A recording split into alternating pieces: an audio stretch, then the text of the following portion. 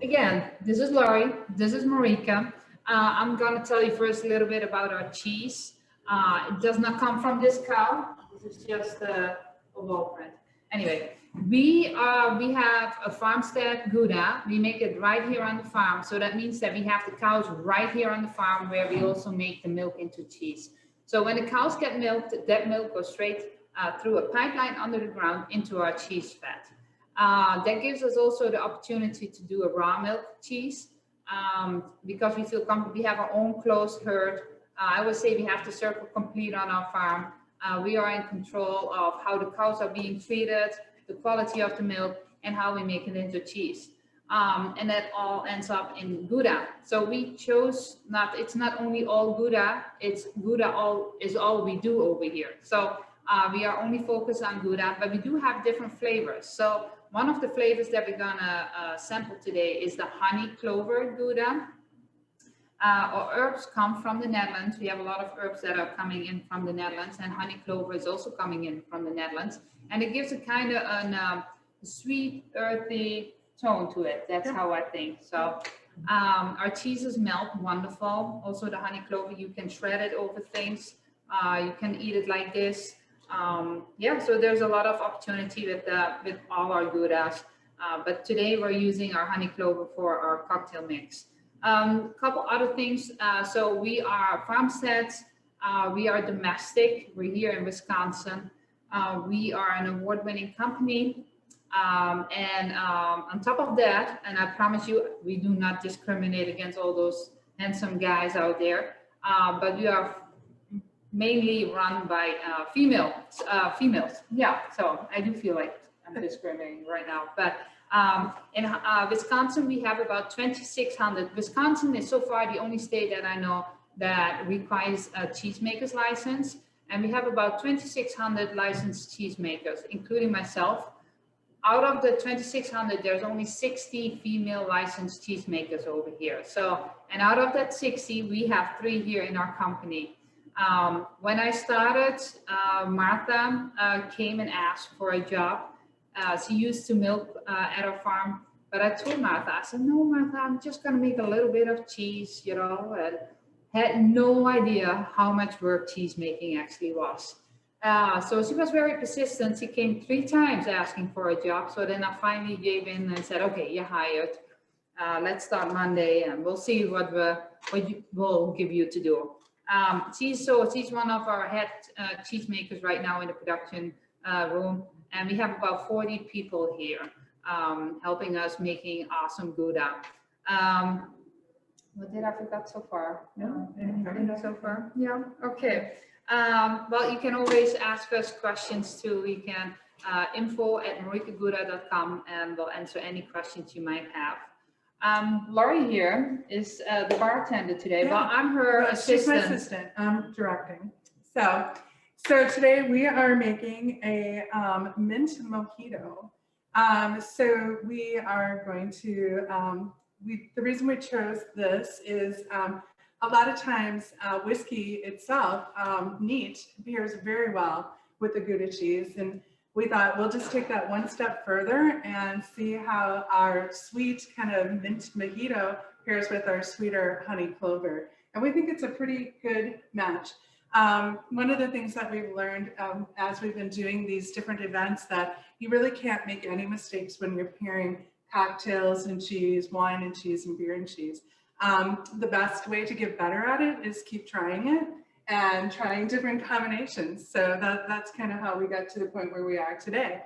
So our mint mojito, we are going to start with our little shaker, Marieke. And you are going to add our simple syrup. So you can make your own simple syrup or you can buy it like we did. And you're gonna add 2 ounces, just this full one, of the simple syrup to our shaker.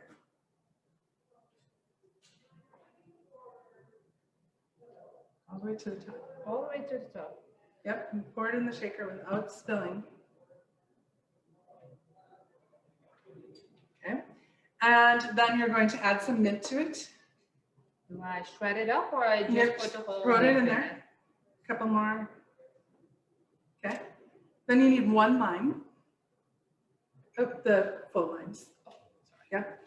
Okay, and you want to roll the lime to kind of make it just so it's easier to squeeze the juice out of it. Okay. Okay, then cut it in half, and you're going to use a full lime, squeezing that juice right into your shaker. We're actually using a cheese knife to cut our lime. Or did I? Oh, No, it's fine. That's what I okay. have. Okay, the whole thing. Yeah, just squeeze it all in there. As much as you can get in there. Okay. So you're actually adding about 2 ounces of lime juice. And I did cheat and measured it out before, so I know it's right. Well, I did have the opportunity to try some, and it was really good before. We always like to do a test run before these events. Okay. So while Marieke is squeezing the juice out of the lime, I'll show you our cheese board. So we took our cheese and we made just a cheese board. The honey clover pairs really well with fruits, especially apples. We don't have apples today, but we did use a Wisconsin product. It's a Potter's Cracker apple crisp, which goes really quite nicely with the honey clover cheese. And then we also accented it with some nuts and berries. Okay, so now you're going to take your little tool here and you kind of smash it, muddle it, probably this end. See? Okay. Okay. Good. Does that look mushed? Yeah. Good. Then add some ice, or I can add the ice. This is how well we work together. Well, I listen, right? Okay, and then you're going to shake it.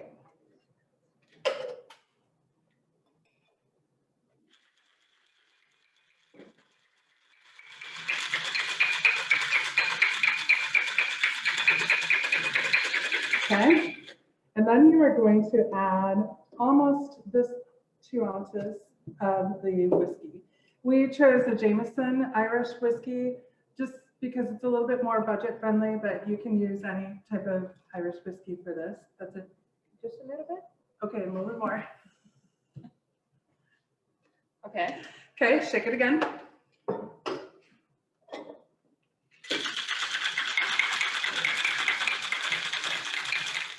Okay, and then we are just using a rock glass.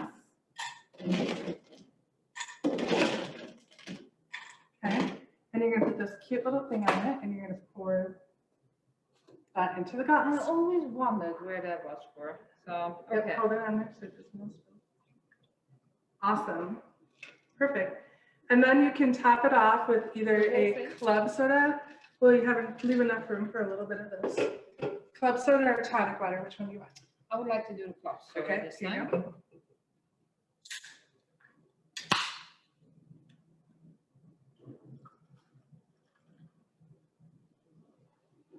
Perfect. And then you accent it with a lime and a mint sprig. Awesome. Professional right now. There. Well, did you guys know that Marieke used to bartend? It doesn't Back look in like the day. it, but yeah. Let's say we drank a lot of beer, so we didn't have to do all these fancy things. Back in Holland. There you go. And I was only 15 when I had that job. Isn't that crazy? Yeah. So that is the Irish Mojito. I'll try it. It's really good. Yeah. Yeah, it's very good. So we have one more Jameson whiskey drink, really easy one. And this bonus drink is because Laurie, me, thought we were making Irish mules. So we have a bonus drink. And this one is very easy. You just take your little copper mug, fill it up with ice. And this one you're going to add 2 ounces of the Jameson.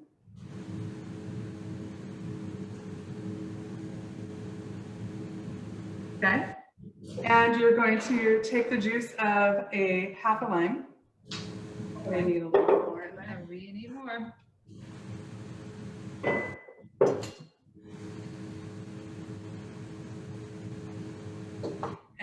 Squeeze that in there.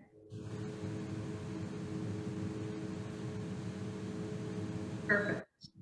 And then you just top that off with 6 ounces of ginger beer. I like this one. I'm not even 100% sure how to say it. Bunnaberg ginger beer. And the reason I like it is because it comes in the cute bottle with the pop top. And it just is fun. So you add about 6 ounces.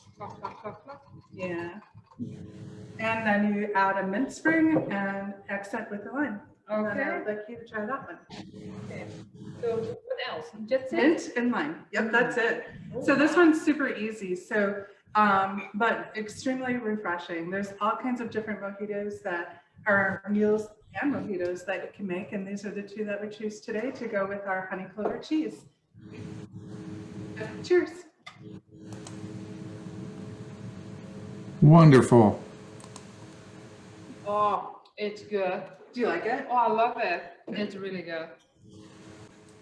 Thank you, guys. That was wonderful. Thank you so much.